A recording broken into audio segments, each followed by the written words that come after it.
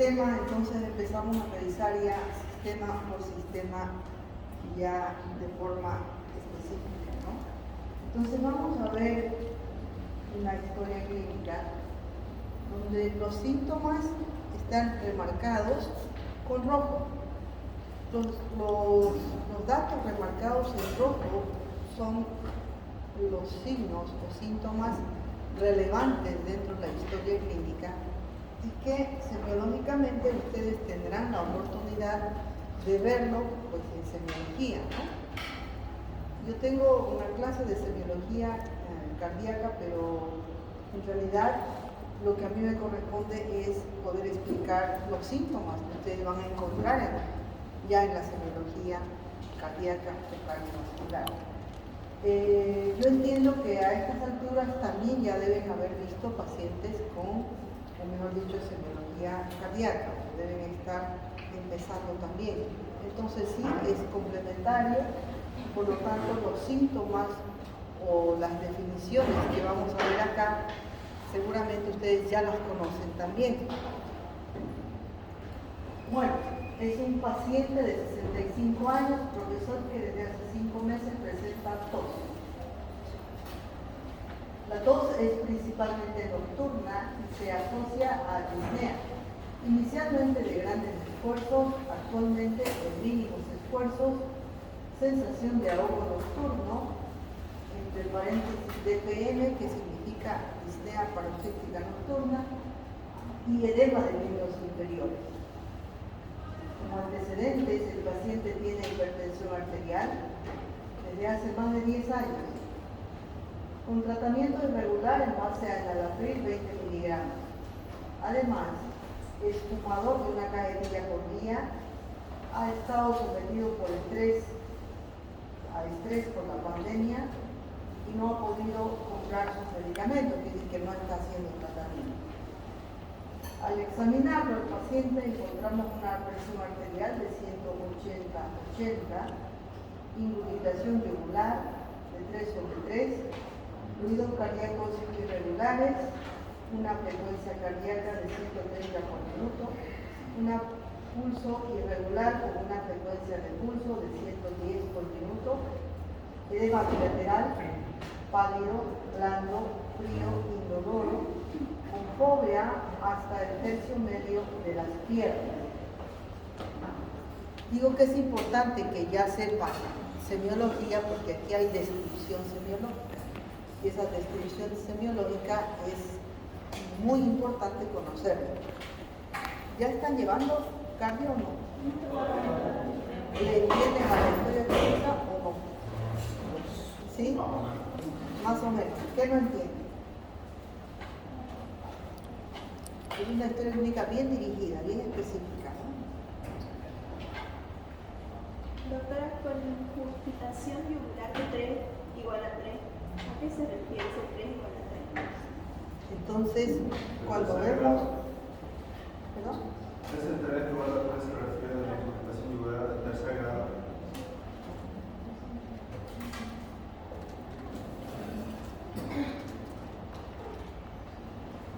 Indubitación yugular se refiere a eso, ¿no? Necesito ver. Pero es la yugular que se evalúa en el paciente a 45 semisentado, a 45 grados y cuando hay un exceso de volumen intravascular, hay un aumento del volumen intravascular y por lo tanto hay un mayor llenado venoso. La indubitación yugular se evalúa en el paciente en esa posición y se divide en 3 segmentos. Dependiendo de la intensidad de la gravedad de la insuficiencia cardíaca, será 1/3 cuando hay indubitación solamente de este tercio, 2/3 cuando la indubitación yugular llega hasta acá y 3/3 cuando prácticamente llega al borde maxilar. Eso es indubitación irritación yugular de 3/3. Y esa es la forma de mirar y de relatarse biológicamente la irritación yugular. Obviamente tiene un significado clínico. A mayor gravedad, mayor congestión, mayor irritación yugular.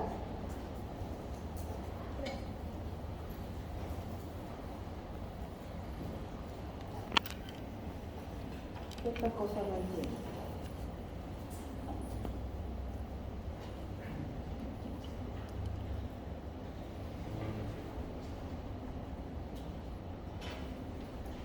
Dentro de la descripción de los síntomas semiológicos, ¿ustedes han aprendido a interrogar sobre la tos o no?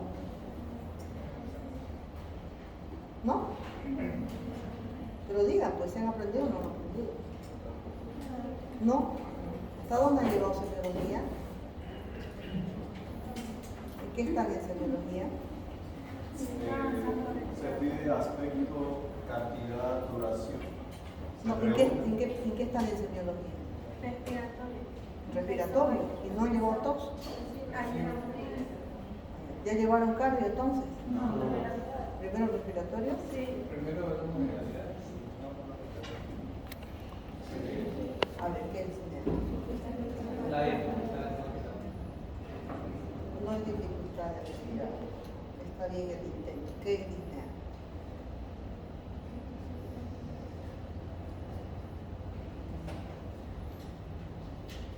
La sensación de falta de aire. Se puede definir como la sensación de falta de aire. ¿Sí?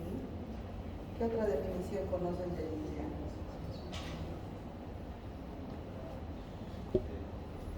Sensación desagradable al respirar. Una sensación desagradable de falta de aire. No al respirar, sino de falta de aire. Sí. ¿Alguno de ustedes tiene disnea ahorita? ¿Sí? ¿No? ¿Alguno de ustedes se da cuenta que está respirando ahorita? Es decir, ¿alguno de ustedes es consciente de que respira ahorita?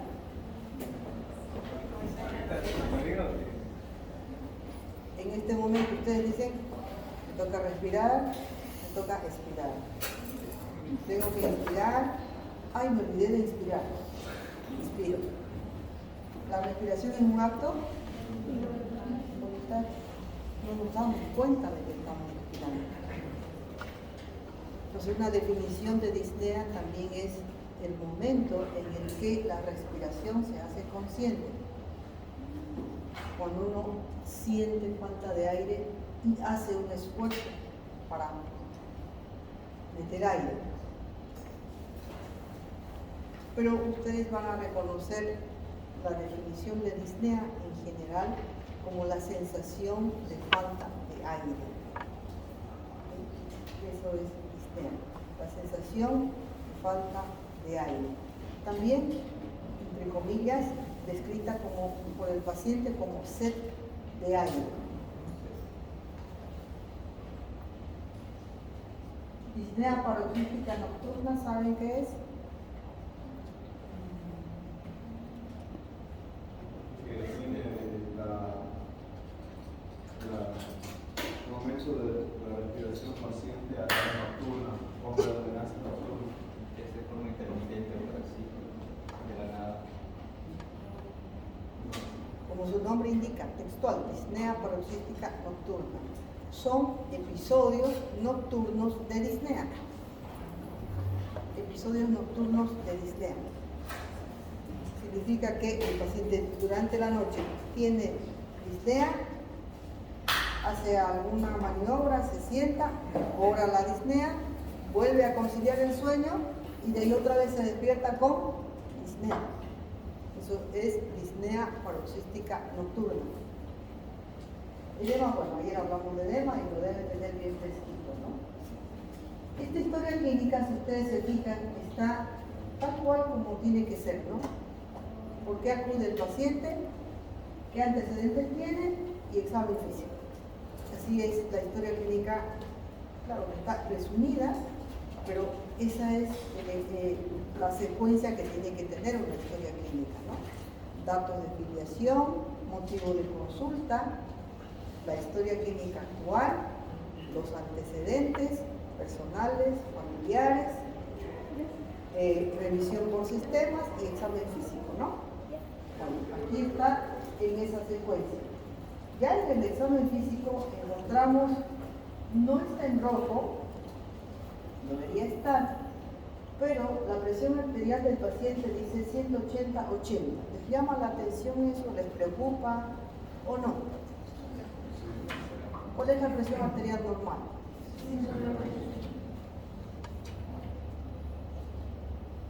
120/80 me responde una paciente que yo tengo. Pero ¿qué deben responder ustedes que estudian medicina?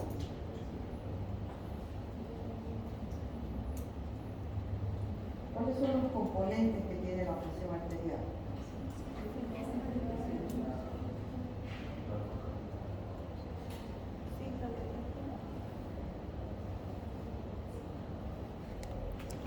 El diastólico.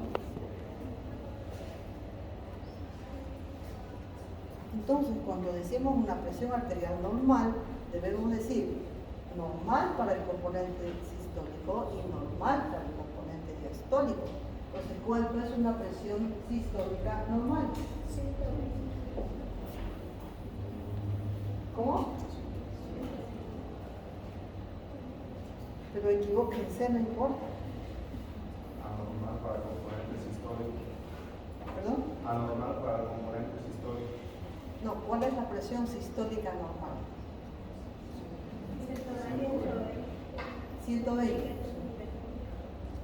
Todo tiene un rango, no es una cifra exacta. 110 a 140.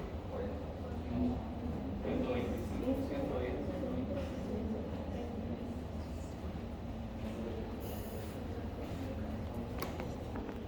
Hasta 135.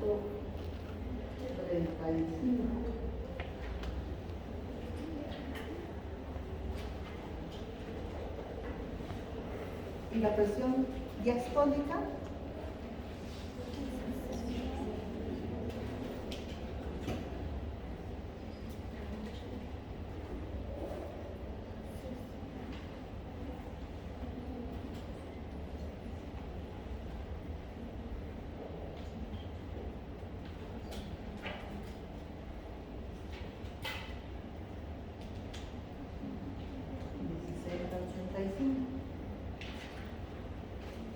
¿Qué significa esto? Significa que una presión será normal desde 90 hasta 135. Por debajo de 90 hay una presión sistólica baja. Por encima de 135 la presión sistólica está alta. Lo mismo para la presión diastólica. Por debajo de 60 está bajita y por encima de 85 está alta.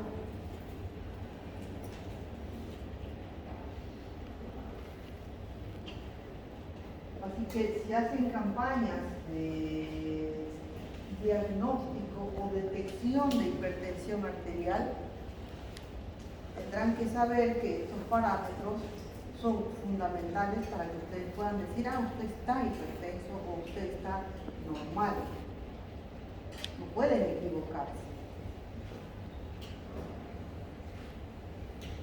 Bueno, ¿cómo está nuestro paciente?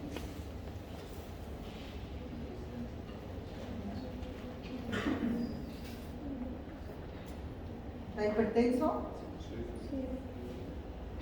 ¿Tiene hipertensión sistodiastólica?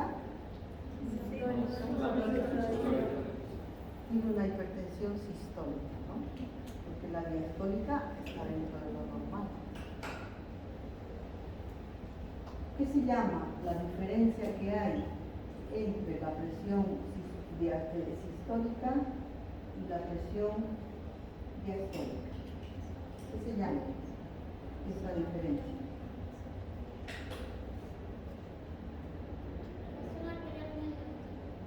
presión arterial media. Presión arterial media. ¿Es importante saber la presión arterial media? Sí.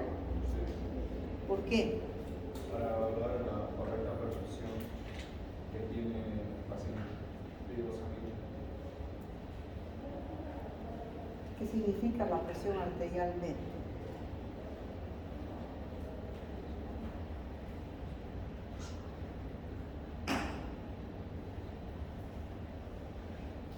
¿Cuánto es la presión arterial media normal?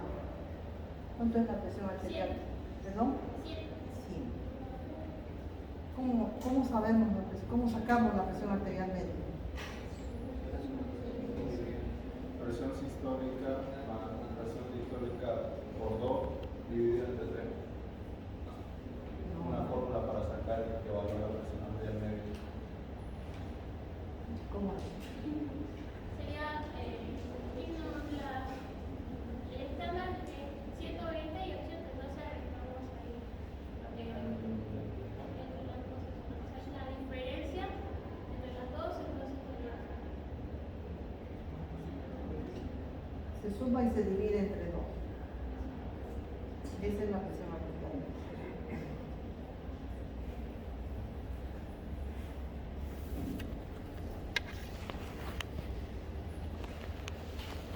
Bueno, este paciente tiene una hipertensión sistólica y una presión arterial media amplia.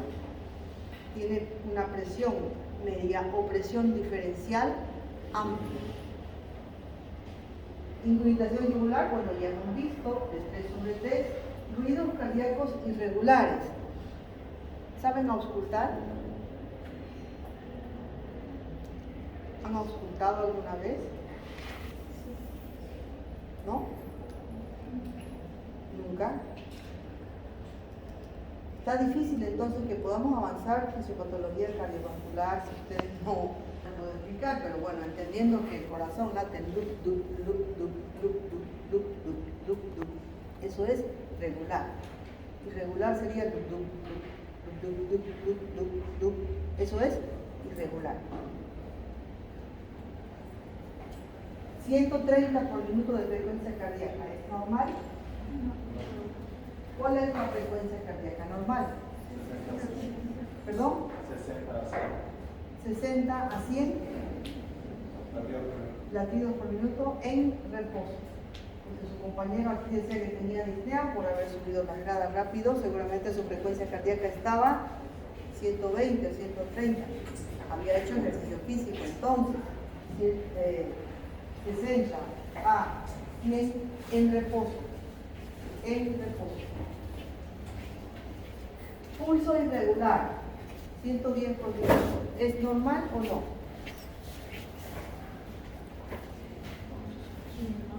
No. ¿Cómo debería ser? ¿O qué tiene? ¿Por qué dicen que no está normal?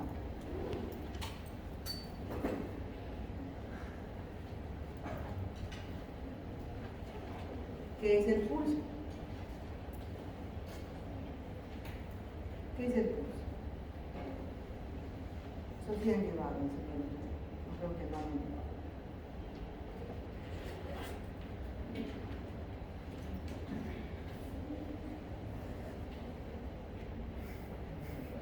¿Qué es lo que yo palpo aquí?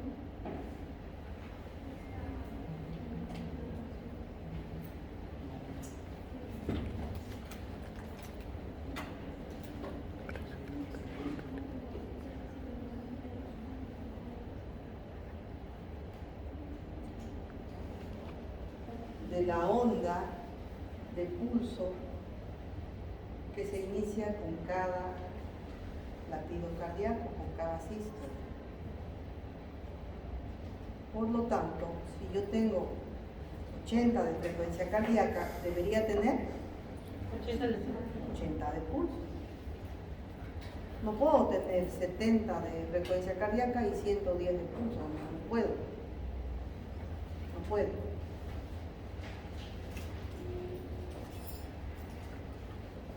Entonces, ¿cuál es la frecuencia de pulso normal? Igual que la frecuencia cardíaca, ¿no?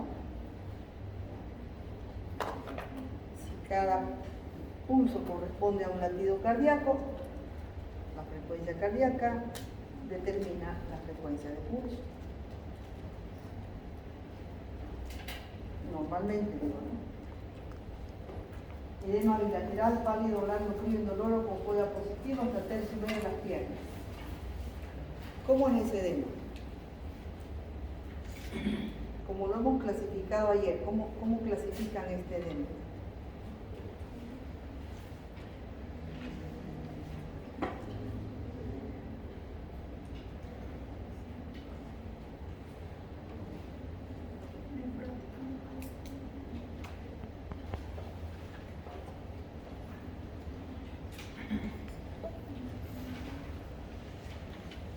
¿Puedo pensar en una insuficiencia venosa? No, ¿Por qué? porque es bilateral, causa más sistémicas tendrían que conllevar al ser una bilateral. Pero hay un montón de unas piernas ahí, igual, edematizadas, rojas. ¿Por qué no hay insuficiencia venosa? Porque es blando y frío. Porque es blando y frío. Podrá ser una trombosis venosa profunda.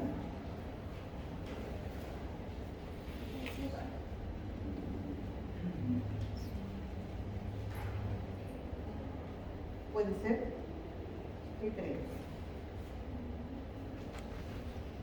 Porque es bilateral.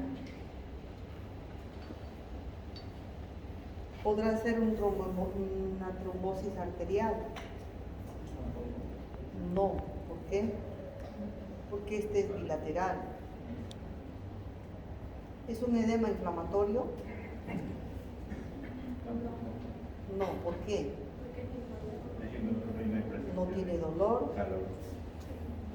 es blanco, es blando, es frío.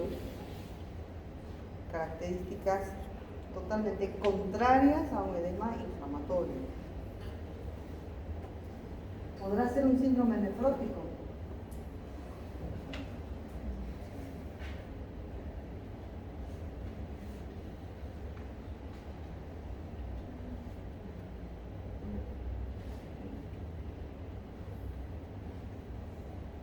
En el síndrome nefrótico el edema es generalizado.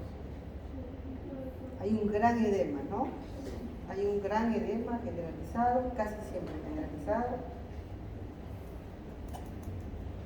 Cuando hablamos de un síndrome nefrótico, estamos hablando de una enfermedad renal, ¿verdad?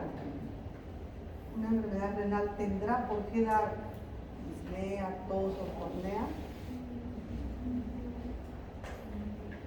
No, si no es taurémico, no. Podrá ser un edema de una cirrosis, por una cirrosis hepática con hipertensión portal. Podría ser, porque ayer lo vimos. ¿Por qué? O sea, ayer cuando hablamos de la cirrosis hepática, se fija que el paciente tenía edema bilateral hasta casi todo lo que era la pierna, ¿no? En este caso dice que es un tercio medio de la pierna.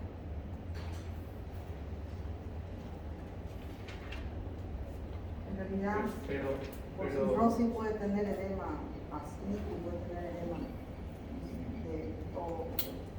de raíz a punta del miembro inferior. No es que solamente va a llegar hasta la rodilla, no, puede tener edema. con todos esos datos podría ser el edema por insuficiencia cardíaca. Sí, pero ¿por qué no pensar en cirrosis? En la cirrosis podríamos observar más que todo lo que es la circulación colateral, como una esplenomegalia o dilatación de otras venas. Primero, básicamente el cuadro no comienza con antecedentes, perdón, el cuadro no comienza con edema. Comienza con síntomas respiratorios. Luego, estos antecedentes son pues bien importantes, ¿no? No hay antecedentes de alcoholismo, no hay antecedentes de consumo de otras drogas hepatotóxicas, no hay antecedentes. En el examen físico, como dice su compañera, no hay circulación colateral, no hay ictericia, no hay ascitis, datos que sí nos hacen pensar en una cirrosis. Y cuando vean cirrosis, además, el paciente, verán que el paciente desarrolla caída de vello axilar y pubiano, desarrolla ginecomastía, otros datos serológicos que este paciente no tiene. Este ejercicio ¿de qué sirve? Sirve ¿por qué? Porque los síntomas uno tiene que poder hacer un análisis de qué puede ser, por qué no puede ser y qué es lo que más parece que es. Ese es el razonamiento que hacemos todos los días. Todos los días hacemos ese razonamiento como clínicos, como médicos, ¿no? Para hacer un diagnóstico utilizamos los datos que nos da el paciente, que el paciente tiene, pero utilizamos también los que no tiene.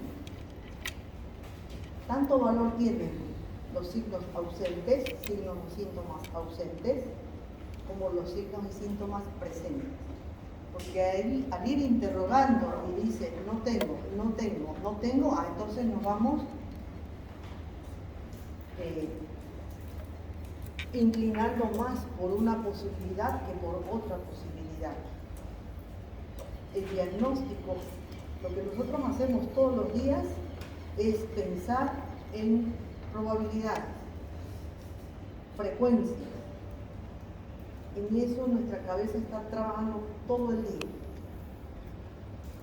Y viene una paciente, por ejemplo, de 35 años, que tenía todo.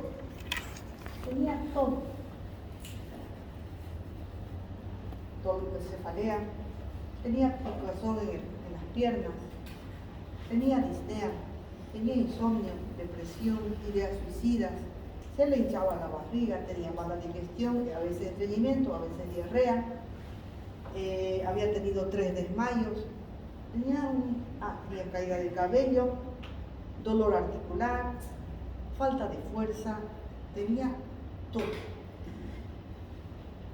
Entonces, ¿qué es lo que uno va haciendo? Va agrupando realmente los síntomas y los va relacionando entre sí para poder tener una impresión diagnóstica y poder solicitar exámenes. Tenía un rollo así de exámenes que lamentablemente los médicos cuando no sabemos qué es, pues pedimos de todo, ¿no? A ver si algo cae por ahí. Había un médico en el hospital que se sentaba y ni siquiera le miraba al paciente, ¿no? ¿Qué tiene?, le decía. Y mientras la paciente iba hablando, él tenía formulario de órdenes, iba tachando, marcando los exámenes que iba a pedir. Pedía serología para Chagas, BDRL, hepatitis, transaminasas, pedía, más le hablaban, más pedían, más le contaban, más pedían. Entonces, ¿eso qué significa? Significa que está casi jugando a la suerte, a ver qué le cae, ¿no? A ver qué sale alterado. Pero como era médico general, pues era la primera consulta con él. Y si la paciente tenía tos, después de haberle pedido así la cantidad de exámenes, le decía, bueno, usted va a ir al neumólogo. Y claro, el paciente que le piden, que ya con tos, y le piden, qué sé yo, BDRL, dice, pero ¿para qué me pidieron BDRL si yo no tengo sífilis, ¿no? Ni la tos se relaciona con la sífilis. Entonces es importante hacer este discernimiento todos los días para poder orientarse en qué puede ser y qué no puede ser.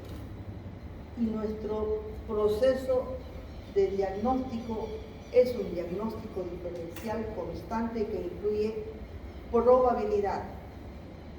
El edema de este tipo es más probable en la insuficiencia cardíaca congestiva, es poco probable en la cirrosis, es poco probable en el síndrome nefrótico, es improbable en una trombosis arterial y no sucede en una trombosis venosa profunda. Hemos hecho todo un recorrido. ¿En base a qué? Ahí está. Bueno, entonces los síntomas semiológicos más importantes en enfermedades cardiovasculares son estos: la tos, la disnea, la ortopnea, los signos como irritación yugular y los edemas. Cuando un paciente viene con este conjunto de síntomas, estamos obligados a pensar que el paciente tiene un problema cardíaco. La tos de la insuficiencia cardíaca es habitualmente nocturna. Habitualmente nocturna. Van a ver fisiopatológicamente por qué la tos es habitualmente nocturna.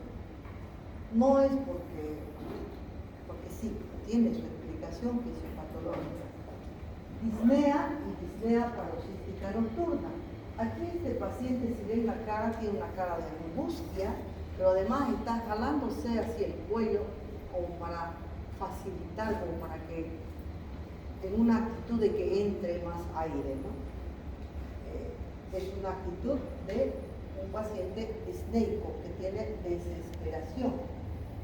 Disnea paroxística nocturna, que les he explicado. La ortopnea, que es un extremo de disnea en la cual el paciente no puede acostarse y tiene que estar sentado porque si no se ahoga. La irritación yugular que les mostraba y los edemas de los cuales hemos hablado ayer. Esos son los síntomas de enfermedad cardiovascular más relevantes. Hay otros que pueden presentarse en cualquier enfermedad, como la paciente de hoy de 35 años que tenía palpitaciones todo el tiempo.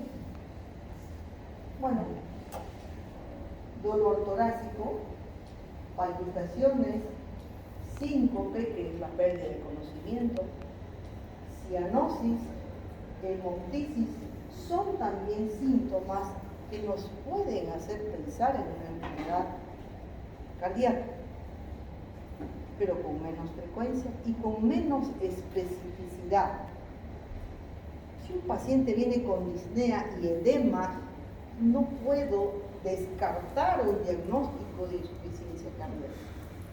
No puedo. Pero si viene con palpitaciones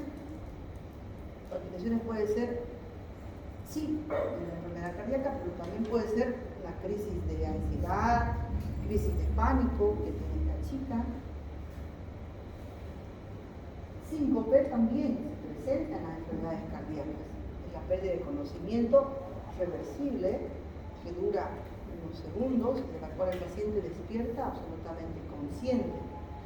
También se presenta en enfermedades cardíacas, pero también se presenta en otro tipo de problemas. Entonces, estos son síntomas muy específicos de enfermedad cardíaca, pero también pueden haber otros que acompañan a las enfermedades cardíacas, pero no son tan específicos, ¿no? La disnea como tal, que ya la hemos definido, se clasifica en 4 grados. Grado 1, que se llama disnea de grandes esfuerzos, que es la disnea que se presenta, por ejemplo, al caminar 10 cuadras o al subir como su compañero unos cuantos escalones rápidamente. Disnea grado 2 o disnea de medianos esfuerzos es la disnea que se presenta al caminar unos cuantos metros, al subir unas cuantas gradas, el paciente siente falta de aire. Disnea de pequeños esfuerzos es la disnea que se presenta, por ejemplo, al peinarse, al cepillarse los dientes, al ponerse un pantalón. Y disnea grado 4, que es la disnea de reposo, es la disnea del paciente que siente disnea aún sin hacer ningún esfuerzo. La ortopnea es la disnea de reposo, de que el paciente tiene que estar sentado sin hacer nada porque ya está disneico sin hacer nada. Obviamente, mientras más grave la insuficiencia cardíaca, mayor el grado de disnea. La disnea tiene también unos términos que indican gravedad de la disnea. Por ejemplo, la disnea de esfuerzo, que ya la hemos visto, puede llegar a ser ortopnea, que es la disnea de reposo, en sentado. La disnea paroxística nocturna y el final de una disnea que evoluciona en una insuficiencia cardíaca, el edema agudo del pulmón, que es una emergencia porque el paciente siente que se ahoga.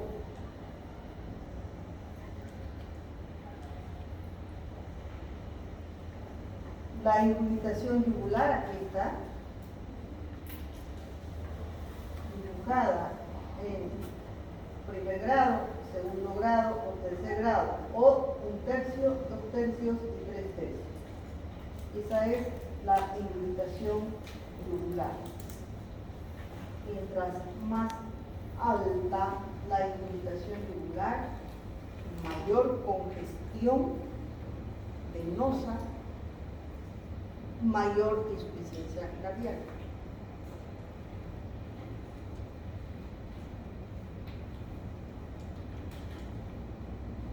Ok.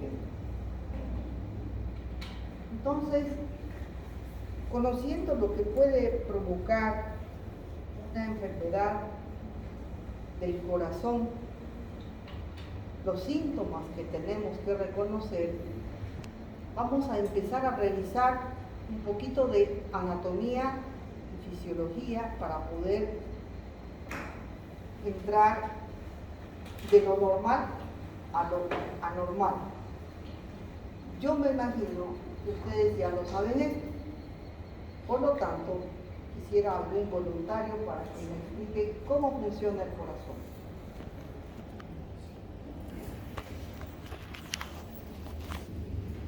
Tiene otra función, es la única función. También si esta función no se cumple, todos nuestros órganos van a sufrir si el corazón no funciona bien. Anatómicamente el corazón tiene 4 cámaras, ¿no? Lado derecho, lado izquierdo, 2 aurículas y 2 ventrículos. Es tan anatómicamente tan fácil, digamos, la estructura cardíaca que hasta corazones artificiales hacen, ¿no? Porque no es más que una bomba de paso que funciona regularmente con determinada fuerza de contracción para mantener el mismo volumen de forma constante a una frecuencia cardíaca también constante.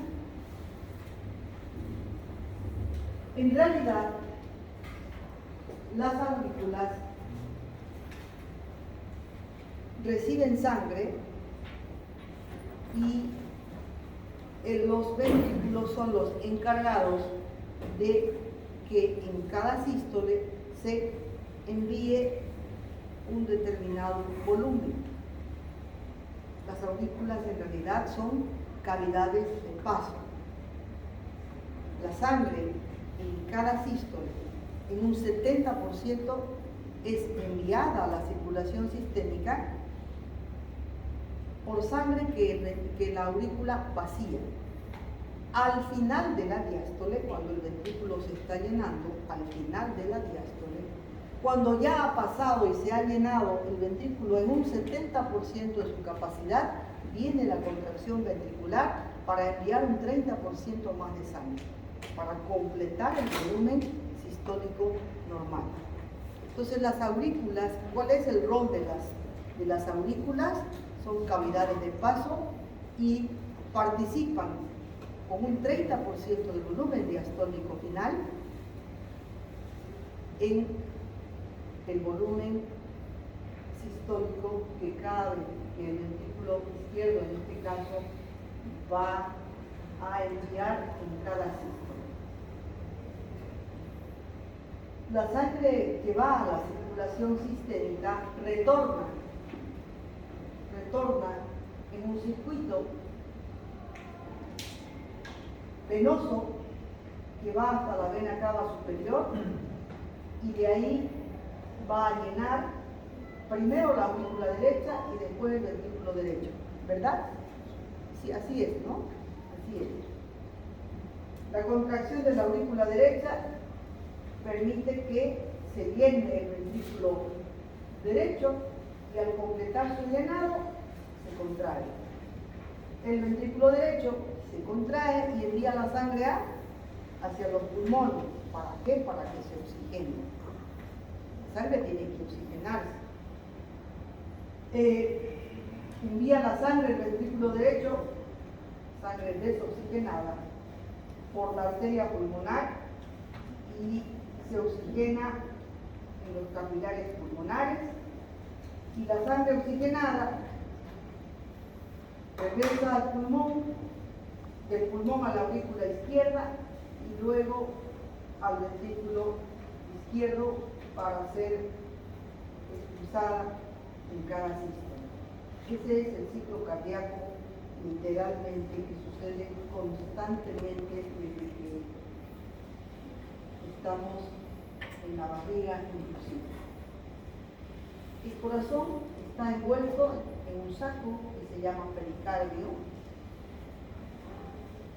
y ese pericardio tiene dos láminas, dos hojas, el pericardio visceral y el pericardio parietal. Esas dos hojas cubren al corazón y permiten la sístole y la diástole. Hay un roce entre las hojas pericárdicas y ese roce está lubricado por una cantidad de líquido pericárdico que no sobrepasa los 50 ml y está entre las láminas pericárdicas, el pericardio visceral y el pericardio parietal. Esta cantidad de líquido que existe es como si fuera un plasma, es un ultrafiltrado plasmático, tiene la misma composición que el plasma, tiene la misma cantidad de glucosa, tiene la misma cantidad de proteínas, tiene la misma cantidad de iones, en fin, es de la misma composición que el plasma y la sangre. Es importante recordar esta cantidad, porque esta cantidad que es normal a veces aumenta. A veces aumenta 100 ml, 200 ml y produce lo que se llama derrame pericárdico, y en un exceso de derrame pericárdico un cuadro gravísimo que se llama taponamiento cardíaco, porque la acumulación de líquido entre las dos hojas pericárdicas va comprimiendo el corazón y el corazón entonces no puede contraerse, hacerse más chico, pero no tiene espacio para relajarse. Entonces provoca una alteración diastólica severa que puede determinar la muerte del paciente. Por lo tanto, tener esta cantidad de líquido entre las hojas pericárdicas es normal. El exceso de líquido pericárdico ya es una patología y muchas veces es una urgencia que debemos solucionar. Para su funcionamiento, el corazón, como cualquier tejido, necesita estar irrigado. Y comprender la irrigación del corazón también es importante. ¿Por qué? Porque la primera causa de muerte son enfermedades cardiovasculares. Y esas enfermedades cardiovasculares se deben ¿a qué? A arteriosclerosis u obstrucción de las venas, de las arterias coronarias. Entonces, la irrigación del corazón está dada por las arterias coronarias derecha e izquierda. Derecha e izquierda, que son ramas de la aorta. De ahí las arterias coronarias derecha e izquierda se van a ir bifurcando para irrigar el miocardio y mantenerlo completamente oxigenado. ¿Para qué? Para que pueda cumplir su función de bomba. La arteria coronaria derecha se va a bifurcar en arteria descendente posterior, la arteria marginal, que van a irrigar el ventrículo derecho. Y la arteria coronaria izquierda rápidamente se bifurca en arteria circunfleja izquierda y arteria circunfleja derecha, arteria descendente anterior, arteria marginal, rama diagonal, todas ramas que van a ir a irrigar el ventrículo izquierdo. ¿Cuál es el ventrículo o cuál es la coronaria que más frecuentemente se obstruye en los infartos o en la enfermedad isquémica? ¿Izquierda? La izquierda, ¿por qué?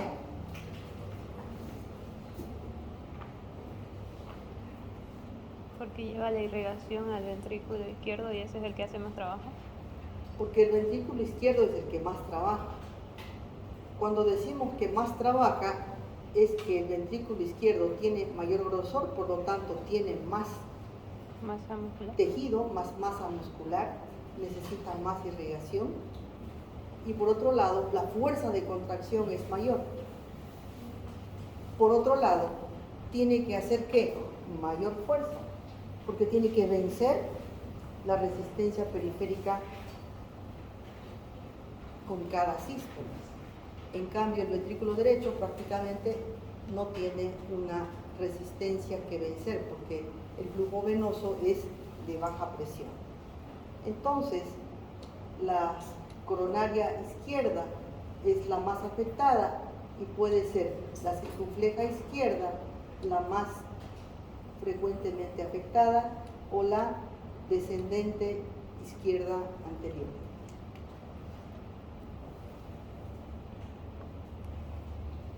Bueno, el corazón está regulado por un sistema de conducción eléctrico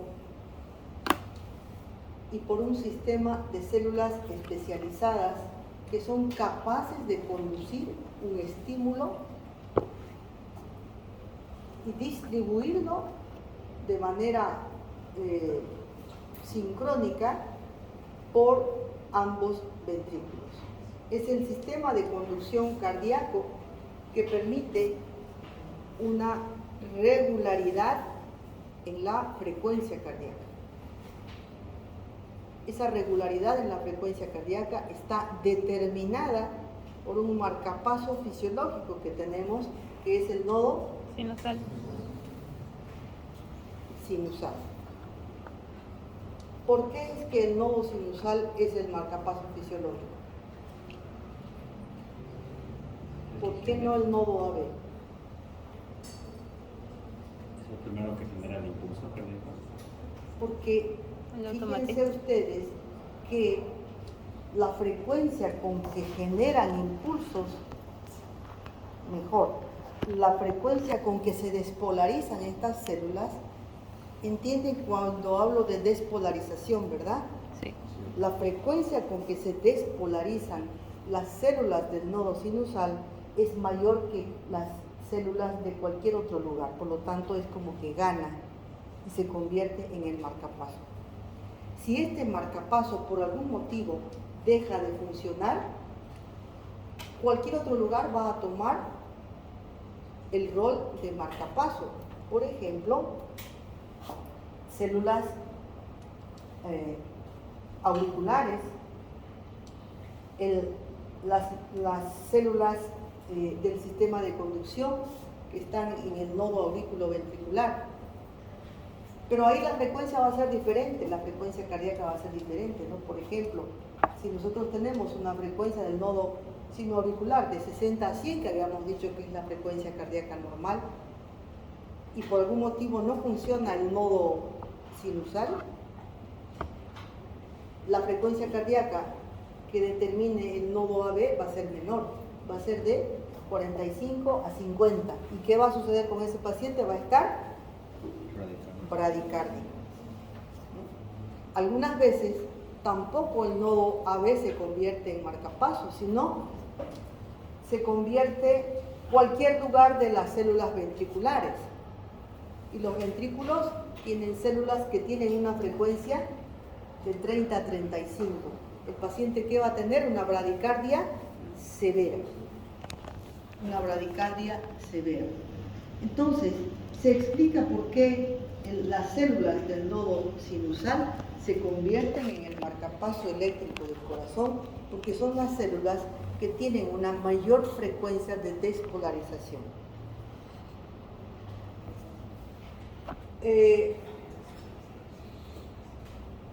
Como dice aquí, las células a nivel del nodo sinoauricular tienen esta frecuencia de 60 a 100 por minuto y son las células que tienen tasas más rápidas de automatismo, de tasa de frecuencia de despolarización.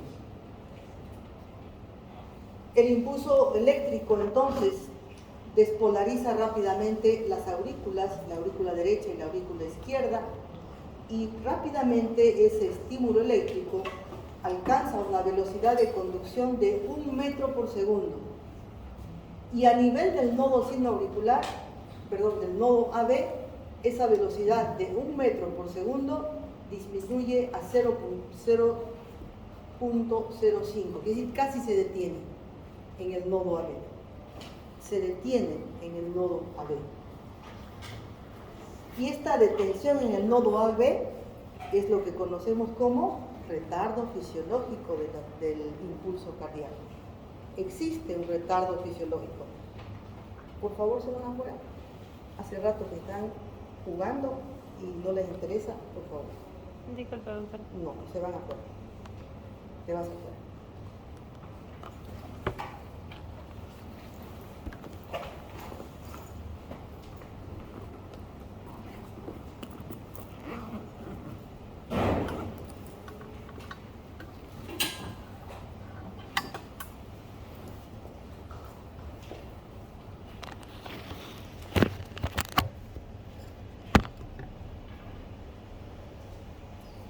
Este retardo fisiológico del impulso eléctrico a nivel del nodo AB cumple una función importante. Cumple una función importante porque permite que el estímulo se detenga ahí. Mientras tanto se origina un nuevo impulso, hay un retardo en el nodo AB para luego distribuirse por ambos ventrículos y que haya una contracción sincrónica de ambos ventrículos. La velocidad que sufre un retardo a nivel del nodo AB recobra la misma velocidad en el haz de Higgs de 1 metro por segundo y alcanza una velocidad máxima ya en las fibras de Purkinje para despolarizar simultáneamente ambos ventrículos, el derecho y el izquierdo.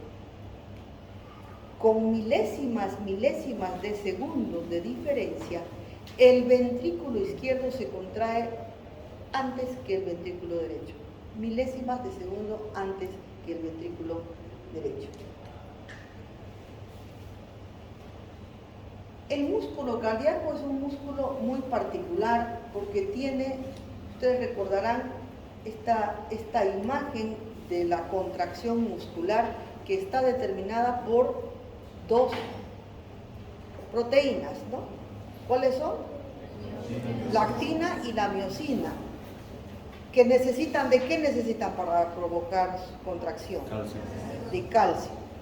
Esos son los tres actores de la contracción de las células miocárdicas. Hay una interacción, como si fuera una cremallera, de la actina, la miosina, que en presencia de calcio se produce una contracción. Estas células del músculo cardíaco cumplen su función y básicamente son capaces de contraerse y de relajarse dependiendo entonces de la acción del calcio, que permite que se una la actina y la miosina, acorten su longitud y se produzca la contracción, en este caso del miocardio.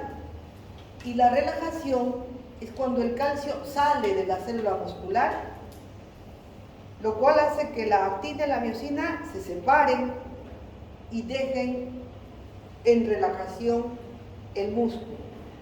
Este ciclo de contracción y relajación se traduce en el corazón en sístole y diástole. Sístole y diástole.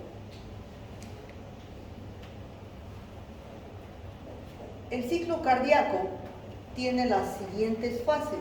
Esto es fisiología. Tiene las siguientes fases, ¿no? La primera fase es el llenado ventricular. La fase de llenado ventricular se inicia con un volumen ventricular que ronda los 45 ml y una presión de llenado diastólico que está rondando los 0 milímetros de mercurio. Es decir, la cavidad está completamente relajada. Cuando entra sangre en el ventrículo desde la aurícula, poco a poco se va llenando y va subiendo la presión. Llega a 115 ml, que es el volumen diastólico final. Es el volumen de llenado diastólico final. Con ese volumen se llena el ventrículo. La presión, que en principio era 0 milímetros de mercurio, con este volumen dentro de cada ventrículo, sube alrededor de 5 milímetros de mercurio. Este aumento de presión condiciona también un alargamiento de las fibras miocárdicas. Conforme el ventrículo se va llenando, se va estirando las fibras miocárdicas. Y llega un límite con el volumen diastólico final de 115 ml, una presión de llenado diastólico final de 5 milímetros de mercurio, hace que el ventrículo esté completamente con las fibras elongadas, estiradas. Ahí, y en presencia de calcio, se produce la contracción muscular, que en este caso es la sístole. Pero antes de que se produzca la sístole, hay un periodo de contracción isovolumétrico, que es la fase 2, que es este periodo en el cual el ventrículo está distendido. La presión que tiene dentro ha cerrado la mitral, ha cerrado la válvula mitral y todavía no abre la aórtica. ¿Sí? Está en una cavidad cerrada, pero ya no se estira más, ya no recibe más volumen, está completamente cerrada. Esa es la fase de contracción isovolumétrica. Contracción con los 115 ml, no sale ni entra más sangre, está con los 115 ml, periodo de contracción isovolumétrica. Ese periodo, el volumen ventricular entonces no cambia, pero ya el músculo se está contrayendo. Como se está contrayendo, dentro los 115 ml están bajo presión cada vez mayor. Por lo tanto, la presión de 0 aumenta a 5 y en esta fase, en la fase 2, aumenta y va aumentando hasta igualar la presión a nivel aórtico. Cuando llega a los 80 milímetros de mercurio, abre la aorta y el ventrículo se vacía, se contrae y se vacía. Es la fase 3 o fase de eyección, que es la fase donde la presión sistólica aumenta, el corazón sigue contrayéndose, pero al mismo tiempo se vacía y va disminuyendo la presión. Al disminuir la presión intraventricular,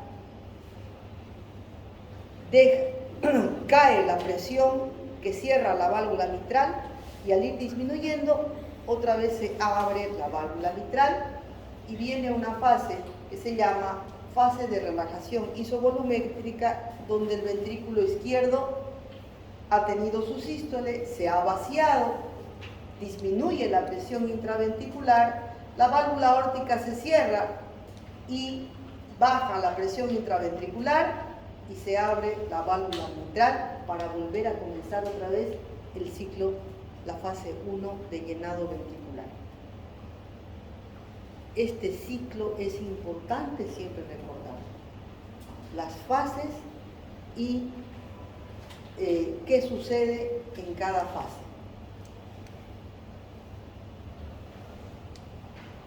Gráficamente es lo que sucede en las fases del ciclo cardíaco.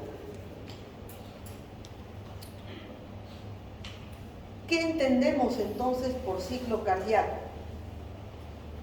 El ciclo cardíaco es esta sucesión de fases que fisiológicamente suceden y que dan lugar a cambios en el volumen y en la presión en cada sístole y en cada diástole. En realidad, la sístole, la apertura de la válvula aórtica, la diástole y la apertura de la válvula mitral se produce nada más por diferencia de presión. Por diferencia de presión. Las fases son estas que les he mencionado, y luego de entender estas fases, debemos entender qué es el gasto cardíaco. ¿Qué es el gasto cardíaco? El gasto cardíaco depende de la función del corazón como bomba, de la fuerza contráctil, de la frecuencia con que se contrae, del volumen que recibe y de que anatómicamente esté normal. Influyen en el gasto cardíaco no solamente estos factores propios del corazón, sino que influyen la resistencia periférica total, el tono determinado por el sistema nervioso central y la secreción de adrenalina y noradrenalina, el volumen intravascular, la viscosidad, el pH, la presión parcial de oxígeno, la presión parcial de CO2 y los niveles de electrolitos.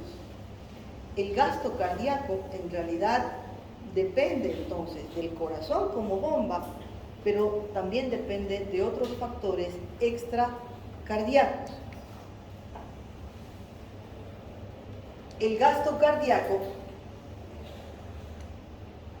es el resultado del volumen sistólico por la frecuencia cardíaca.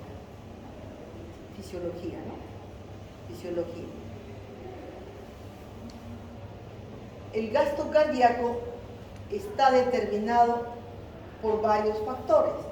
Está determinado por la precarga, por la poscarga, el volumen sistólico la frecuencia cardíaca y la fuerza de contracción.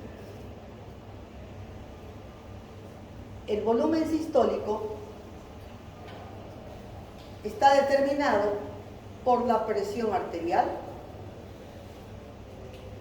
la fuerza de contracción del ventrículo izquierdo, el volumen telediastólico y por la ley de Frank y Starling.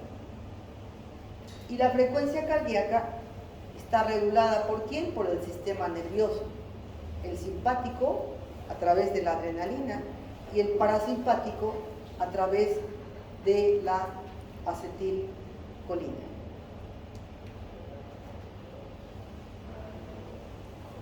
Recordando las definiciones, el gasto cardíaco es el volumen de sangre que el corazón elimina en un minuto. Eso es gasto cardíaco. Volumen sistólico es el volumen que el corazón expulsa en cada sístole. Trabajo sistólico es la cantidad de energía que el músculo cardíaco consume en cada contracción. Contractilidad es la fuerza de contracción para una longitud de fibra dada. La frecuencia cardíaca es el número de contracciones ventriculares por minuto.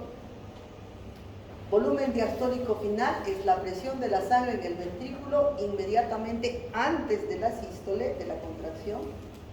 Presión venosa central es la presión de la sangre en las grandes venas al entrar a la aurícula derecha, y la resistencia periférica total es la resistencia que normalmente hay al flujo sanguíneo a nivel de todo el sistema circulatorio. Estos términos los iremos mencionando constantemente de aquí en adelante. Todo el tiempo hablaremos de gasto cardíaco, de volumen sistólico, de resistencia periférica total, de contractilidad, de frecuencia. Hablaremos de todo eso. Bueno, ahora vamos a hablar de la precarga. Ustedes recordarán qué es la precarga. Es el volumen de sangre, que llega y que recibe el corazón. En términos de definición, la precarga es la fuerza por unidad de superficie que va a elongar el músculo cardíaco en diástole. O es la fuerza que distiende el músculo relajado y que condiciona el grado de elongación previo a la contracción miocárdica. Es directamente proporcional a la presión que se produce dentro de la cavidad y del radio de la misma. Es la longitud del músculo cardíaco al comienzo de la contracción. La precarga, entonces, es la longitud del músculo cardíaco al comienzo de la contracción. ¿De qué depende? Del volumen que recibe. A mayor volumen, mayor distensión. A mayor distensión, mayor contacto de actina y miosina, que en presencia de calcio van a determinar una mayor fuerza de contracción. ¿Qué determina entonces la precarga? El volumen de retorno que viene a las aurículas. Por lo tanto, entendemos que a mayor presión, es decir, más volumen, más presión, obviamente hay un mayor volumen diastólico. Si hay un mayor volumen diastólico, hay una mayor tensión a nivel de las fibras miocárdicas, disminuye el espesor de las fibras miocárdicas, mayor contacto de actina y miosina, mayor fuerza de contracción. Eso es la precarga. Pero la precarga no es tan sencilla, tiene factores que la determinan, ¿no? ¿Qué determina la precarga? El volumen sanguíneo total, la distribución del volumen sanguíneo y la contracción auricular, que en un 30% es responsable del llenado ventricular. El volumen sanguíneo total, pues es la cantidad de sangre de retorno venoso que tiene cada persona. La distribución del volumen sanguíneo depende de la posición del cuerpo, de la presión intratorácica, de la presión pericárdica, del tono venoso y de la función de bomba de los músculos esqueléticos, principalmente pantorrillas y músculos de los muslos. Y finalmente la contracción auricular. Ahorita que yo estoy de pie, por ejemplo, la fuerza de contracción ventricular tendrá que ser mayor porque hay una presión hidrostática mayor estando yo de pie y el ventrículo tiene que tener una contracción ventricular más potente que ustedes que están en reposo, sentados. A eso se refiere distribución del volumen sanguíneo y todos estos factores. Si yo tengo un neumotórax o tengo un enfisema o tengo obesidad y tengo una mayor presión intratorácica o un embarazo al 9º mes, también va a alterar la distribución del volumen sanguíneo. La presión pericárdica también, les comentaba que existe líquido, pero es un líquido que es muy escaso. Pero si ese líquido aumenta, ejerce presión también. ¿En qué periodo? En la diástole, ¿no? El segundo componente es la poscarga. ¿Qué es la poscarga? Es la resistencia que tiene que vencer el ventrículo para enviar sangre en cada sístole. Si nosotros tuviéramos una presión de 0, no habría resistencia y el ventrículo podría contraerse con mucha facilidad. Pero tenemos una presión arterial determinada por el tono vascular, el tono arterial, y que da una resistencia que el ventrículo tiene que vencer. Entonces, ¿la poscarga qué es? Es la fuerza que se opone al vaciamiento del ventrículo. Es la misma fuerza que debe producir el ventrículo para abrir las válvulas sigmoideas y enviar sangre hacia los grandes vasos. La resistencia vascular sistémica o resistencia periférica total es un indicador de la poscarga, porque tiene que vencer la resistencia periférica total del ventrículo en cada sístole. La poscarga es directamente proporcional a la presión intraventricular. ¿Por qué? Porque es la fuerza que tiene que hacer el ventrículo para vaciarse. ¿Y por quién está determinada la fuerza? Por el volumen diastólico. Es directamente proporcional al tamaño del ventrículo durante la sístole. Claro que sí. A mayor cantidad de volumen, mayor distensión, mayor fuerza de contracción sistólica. Y es inversamente proporcional al espesor de la pared. Es inversamente proporcional al espesor de la pared. Mientras más grueso el músculo, menos llenado diastólico, menos distensión y menos fuerza de contracción. Bueno, aquí nos vamos a quedar. Su examen es el miércoles y el jueves entonces continuamos con esto, ¿ya?